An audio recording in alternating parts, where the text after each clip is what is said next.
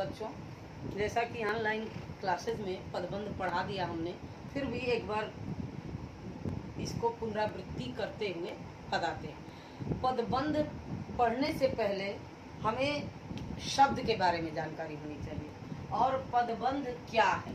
देखिए, ये हेडिंग है पदबंध क्या है। तो सबसे पहले हम पदबंध को सरल तरीके से समझेंगे, आसान तरीके से पदबंध को समझेंगे।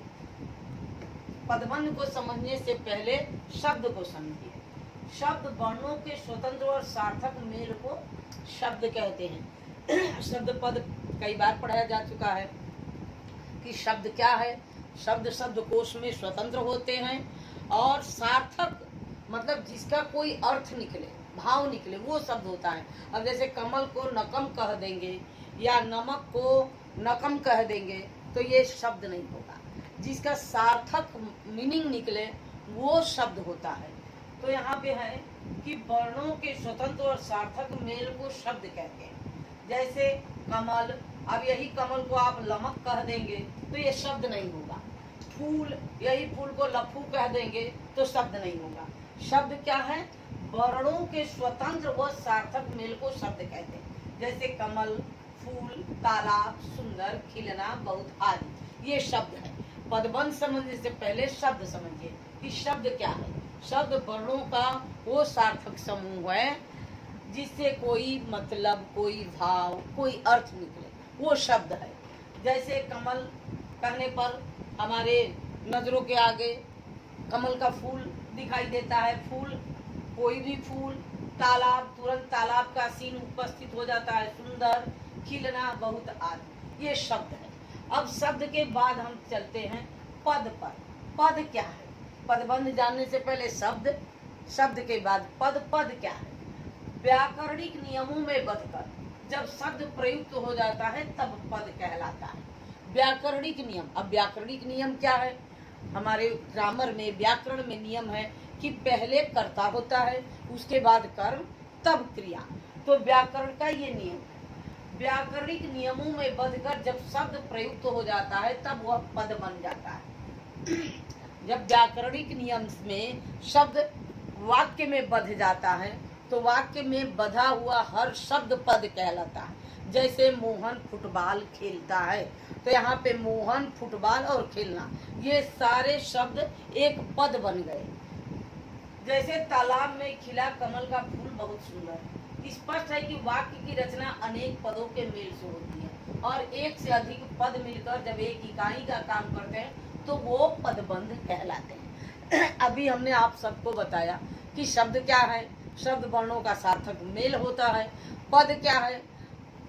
शब्द जब व्याकरण के नियम से वाक्य में प्रयुक्त होता है तो वो ही शब्द क्या होता है? हर शब्द पद कहलाता है। अब पदबंध क्या है?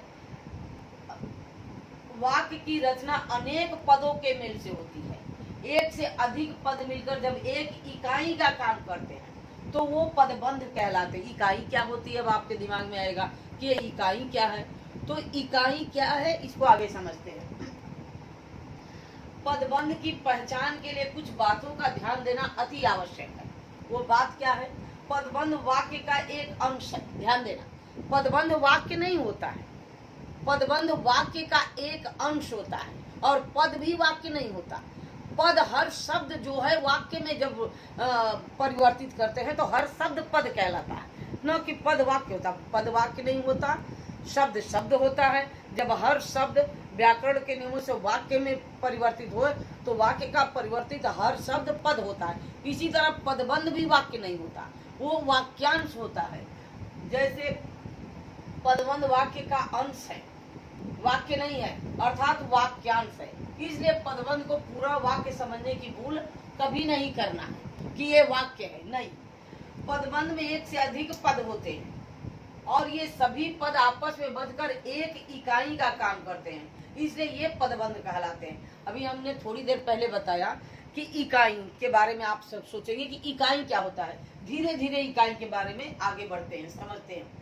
पदबंध में एक से अधिक पद होते हैं और ये सभी पद आपस में बंधकर एक इकाई का काम करते हैं, इसलिए ये पदबंध कहलाते हैं। प्रत्येक पदबंध में एक मुख्य पद होता है और बाकी पद उस मुख्य पद पर आश्रित होते हैं। और प्रत्येक पदबंध में एक पद यानी एक शब्द मुख्य होता है और बाकी उस पर आश्रित होते हैं। जैसे ध्यान दीजिए, तालाब में खिला कमल का फूल बहुत सुंदर है। तालाब में खिला कमल का फूल बहुत सुंदर है। अब यहाँ पे अगर होगा कि तालाब में कमल का फूल खिला है तो ये क्या होता, ये पद होता, क्योंकि सीधा सा है कि तालाब में कमल का फूल खिला है। लेकिन यहाँ पे तालाब में खिला कमल का फूल बहुत सुंदर है, इस उदाहरण में कमल पद मुख्य पद है। कमल क्या है, मुख्य पद है और बाकी पद इस पर पद पर आश्रित है। तालाब में खिला कमल, ये तीनों पद आपस में बंधकर पदबंध बना रहे हैं। वाक्यांश का अंतिम पद कमल संज्ञा है, इसलिए यह संज्ञा पदबंध है। वास्तव में मुख्य पद के आधार पर ही पदबंध का निर्धारण किया जाता है। पदों का समूह जब मिलकर वही कार्य करने लगता है जो एक अकेला पद कर रहा है तो उसे पदबंध कहते हैं। अब इकाई का भेद खोलते हैं हम कि इकाई क्या है। इकाई है कि वो कौन सा पद है। जैसे अभी अभी थोड़ी देर पहले हमने पढ़ाया कमल, तो ये क्या है, कमल क्या है, संज्ञा है। तो ये एक व्याकरणिक इकाई का क्या होता है, संज्ञा पदबंध है। अब संज्ञा क्या है ये तो मैंने बताया है, लेकिन ध्यान दीजिए जो हमारी आंखों से दिख रही है वो सारी चीज संज्ञा है। जितनी चीजों को हम अपनी आंखों से देखे, ये मेरे हाथ में ये है, ये भी संज्ञा है। आप ध्यान दीजिए आपके घर में जितनी चीजें हैं, बर्तन, गद्दा, सोफा, टेबल, कुर्सी, सब संज्ञा है। जितनी चीजों को हम अपनी आंखों से देखते हैं वो सारी चीजें संज्ञा है। तो कमल क्या है, संज्ञा है। और ये कमल को शीर्ष पद कहेंगे और बाकी इसी कमल के बारे में बता रहा है, इसलिए ये क्या है, संज्ञा पदबंध है। पदों का समूह जब मिलकर वही कार्य करने लगता है जो एक अकेला पद कर रहा है तो उसे पदबंध कहते हैं। पदबंध की परिभाषा देख लेते हैं। वाक्य में प्रयोग किए जाने वाले शब्द पद कहलाते हैं। जो शब्द वाक्य में प्रयोग हो जाते हैं वो पद कहलाने लगते हैं, और जब वो वाक्य से बाहर रहते हैं तो वो शब्द होते हैं, क्योंकि शब्द स्वतंत्र होते हैं और पद वाक्य में बंधे होते हैं। तो यहाँ पे वाक्य में प्रयोग किए जाने वाले शब्द पद कहलाते हैं। जब एक से अधिक पद मिलकर व्याकरण पर आधारित इकाई का निर्माण करते हैं तब उस बधी हुई इकाई को पदबंध कहते हैं। जैसे देवकी नंदन कृष्ण ने गोपियों का मन मोह लिया। अब यहाँ पे अगर इसे आप पद कहते तो ये ऐसे सीधा सा होता कि कृष्ण ने गोपियों का मन मोह लिया, तो ये पद होता, एक वाक्य होता। लेकिन यहाँ पे है देवकी नंदन कृष्ण ने गोपियों का मन मोह लिया।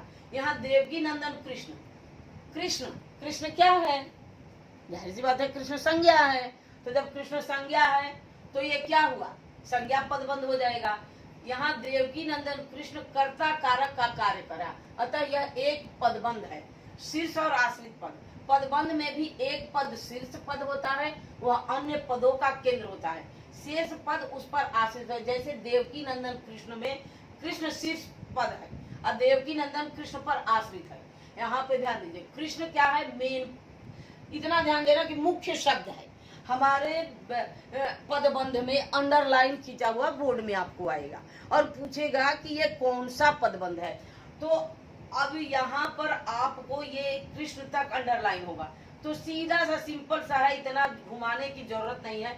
आप इतना ध्यान देना कि जैसे कोई नाम, कोई वस्तु, कोई स्थान, ये संज्ञा है तो अर्थात ये संज्ञा पदबंध है। आपको सीधे आंख मूंद करके संज्ञा पदबंध लिख देना है।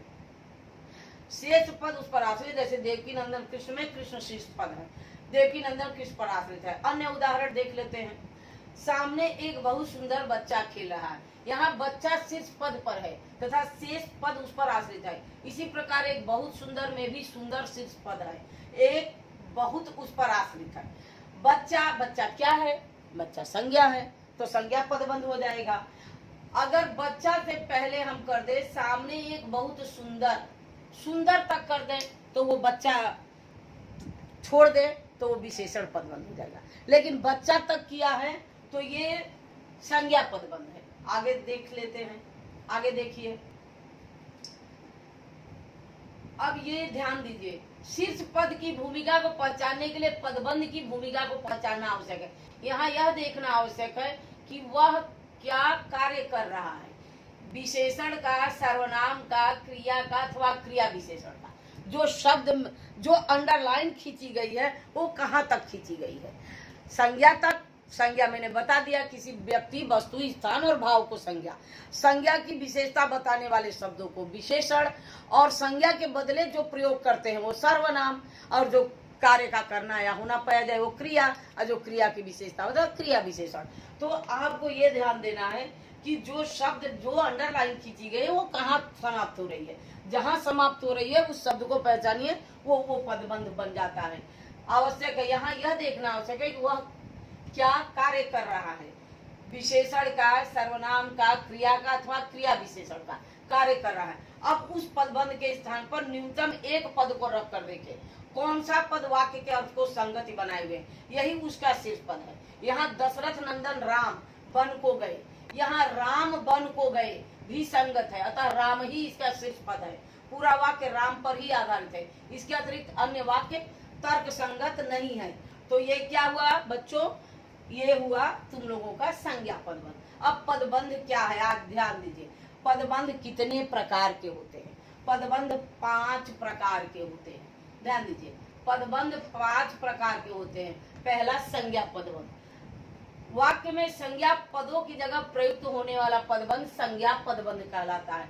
स्वाभाविक रूप से संज्ञा पदबंध के साथ भी संज्ञा पदबंध की तरह कारक चिन्हों का प्रयोग होता है। उदाहरण देखिए, प्रेमचंद संपूर्ण कहानियां, सामने के मकान में रहने वाला लड़का। अब ये लड़का शीर्ष पद है, यहाँ तक अंडरलाइन है। सामने के मकान में रहने वाला लड़का आज चला गया। तो जब लड़का पर आश्रित सारे शब्द है तो ये क्या हुआ? संज्ञा पदबंध। स्वागतार्थ आए हुए लोगों से घिरे हुए श्री कृष्ण, श्री कृष्ण से आश्रित है तो संज्ञा पदबंध ने नगर में प्रवेश किया। पास के घर में रहने वाला व्यक्ति, संज्ञा पदबंध मेरा परिचित है। देश के लिए मर मिटने वाला व्यक्ति देशभक्त होता है, संज्ञा पदबंध। दशरथ पुत्र राम ने रावण को मारा, राम ने, संज्ञा पदबंध। वह बूढ़ा आदमी शीला का पति है तो वह बूढ़ा आदमी, आदमी तक है, संज्ञा पदबंध। इतना ध्यान देना है कि संज्ञा अगर किसी व्यक्ति का नाम आ जाता है, किसी वस्तु का नाम आ जाता है, किसी स्थान का, तो वो संज्ञा पदबंध। अब सर्वनाम पदबंध, जैसा कि सबको पता है सर्वनाम होता क्या है। संज्ञा के बदले जिसका प्रयोग किया जाता है वो सर्वनाम होता है। जैसे वह, वे सब, मैं, हम, तुम सब, ये शब्दों का प्रयोग सर्वनाम के लिए होता है। शेर की दहाड़ने वाले तुम, ध्यान दीजिए, तुम तक अंडरलाइन करेंगे तो ये क्या हो गया? शेर की तरह दहाड़ने वाले तुम, सर्वनाम पदबंध। काप क्यों रहे हो? बड़ी सेखिया बघारने वाला वह, बड़ी सेखिया बघारने वाला वह आज मुंह की खाए बैठा, वह तक अंडरलाइन रहेगा, सर्वनाम पदबंध। है यहाँ ऐसा कोई जो इस शेर को पकड़ ले। अब ध्यान दीजिए, है यहाँ ऐसा कोई जो इस शेर को पकड़ ले। अगर कोई की बजाय शेर तक आ जाएगा तो ये शब्द संज्ञा पदबंध हो जाएगा, क्योंकि शेर संज्ञा है, लेकिन ये कोई तक ही है यहाँ ऐसा कोई, तो जो इस, है यहाँ ऐसा कोई जो इस तक हो या कोई तक, तो ये सर्वनाम पदबंध है। तकदीर का मारा मैं कहाँ आ पहुंचा, मैं है तो मैं सर्वनाम पदबंध है। चोट खाए हुए भला तुम, सर्वनाम पदबंध। आगे देखिए विशेषण, जैसा कि सबको पता है विशेषण क्या है। संज्ञा और सर्वनाम की विशेषता बताने वाले शब्दों को विशेषण कहते हैं। तो जो पदबंध संज्ञा सर्वनाम के विशेषण के रूप में प्रयुक्त होते हैं उन्हें विशेषण पदबंध कहा जाता है। विशेषण पदबंध में एक पदबंध शीर्ष पद पर स्थित होता है। वो विशेषण ही नहीं, सब में, संज्ञा में भी एक पदबंध संज्ञा, सर्वनाम में भी सर्वनाम, विशेषण में भी, तथा शेष पद प्रविशेषण बनकर प्रयुक्त हो। जैसे कपिल बहुत अच्छा खिलाड़ी है, यहाँ बहुत अच्छा विशेषण पदबंध है क्योंकि यह खिलाड़ी की विशेषता प्रकट करता है। अच्छा शीर्ष पद है तथा बहुत प्रविशेषण अच्छा की विशेषता प्रकट कर रहा है। तो जहां पर संज्ञा से पहले अंडरलाइन है तो मान लो कि वो विशेषण पदबंध है। आगे देखिए, तुम उसे किताबों का कीड़ा कहते, तुम उसे किताबों का कीड़ा, तो ये क्या है? किताब क्या है? संज्ञा है। और किताब की विशेषता क्या है? कीड़ा। तो ये क्या हुआ? विशेषण पदबंध। जोर जोर से चिल्लाने वाले, यहाँ तक अगर होगा जोर जोर से चिल्लाने वाले तो विशेषण, अगर तुम तक अंडरलाइन रहेगा तो सर्वनाम। इतना ध्यान देना। अब चुप क्यों हो? मीठे मीठे सपने देखने वाले तक है तो विशेषण पदबंध। लोग तक आ गया तो संज्ञा पदबंध। तुम उसे कामचोर कहते हो, तुम उसे कामचोर कहते हो। कामचोर तक तुम, कामचोर तक अंडरलाइन है और तुम क्या है? सर्वनाम। तो ये विशेषण पदबंध। सस्ता खरीदा हुआ कपड़ा नहीं चलता, हुआ तक है तो विशेषण पदबंध, कपड़ा तक है तो संज्ञा पदबंध। क्योंकि संज्ञा उद्देश्य विशेषण संज्ञा पदबंध या सर्वनाम पद के ही अंग होते हैं। जैसे मोहन का भाई सोहन, मोहन का भाई सोहन संज्ञा पदबंध। मोहन का भाई विशेषण पदबंध। सोहन नहीं दिया तो ये सोहन की विशेषता बता रहा। जोर जोर से चिल्लाने वाले तुम सर्वनाम पदबंध। जोर जोर से चिल्लाने वाले, तुमको छोड़ दिया, तुमसे पहले वाले तो विशेषण बन गया। विधेय विशेषण पदबंध अवश्य ही स्वतंत्र रूप में प्रयुक्त होते हैं। जैसे मोहन सबसे अधिक परिश्रमी छात्र है। परिश्रमी तक अंडरलाइन है, किसकी विशेषता? छात्र की, तो विशेषण। यहाँ के अध्यापक परिश्रमी, प्रतिभावान तथा गुणवान है। अब आगे देखते हैं क्रिया पदबंध। सबसे आसान होता है क्रिया पदबंध पहचानना, क्योंकि क्रिया हमारे व्याकरण के नियम के अनुसार अंतिम में क्रिया का प्रयोग होता है। पहले संज्ञा, फिर सर्वनाम, कर्ता, कर्म और क्रिया। तो क्रिया पहचानने में बिल्कुल दिक्कत नहीं होगी। एक से अधिक क्रिया पद मिलकर जहाँ क्रिया का कार्य समाप्त करते हैं वहाँ क्रिया पदबंध होता है। जैसे मुझे सुनाई पड़ रहा है।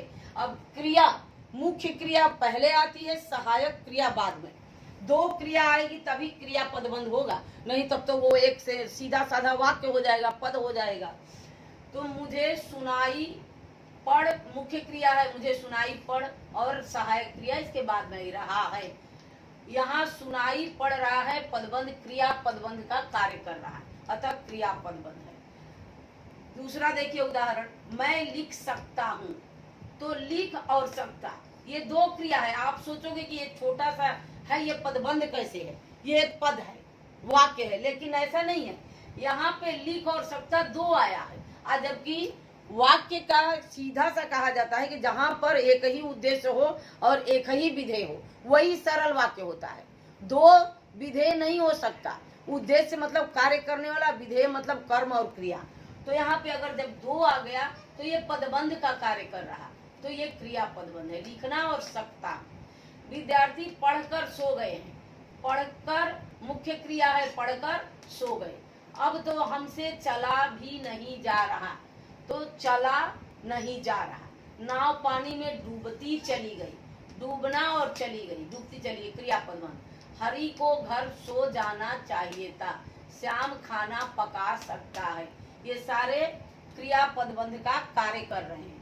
क्रिया पदबंध में मुख्य क्रिया शीर्ष पद पर होती है। शेष पद जैसे रंजक क्रिया, समापिका क्रिया तथा संयोजी क्रिया उस पर आश्रित होते हैं। क्रिया विशेषण भी मुख्य क्रिया का आश्रित बनकर प्रयोग होता है, अतः क्रिया पर आधारित होता है। जैसे बालिका नाचती है, मैं चल सकता हूँ। छात्र थक कर चूर हो गए। यहाँ तो लिखा ही नहीं जाता, देखो कहीं खो न जाओ।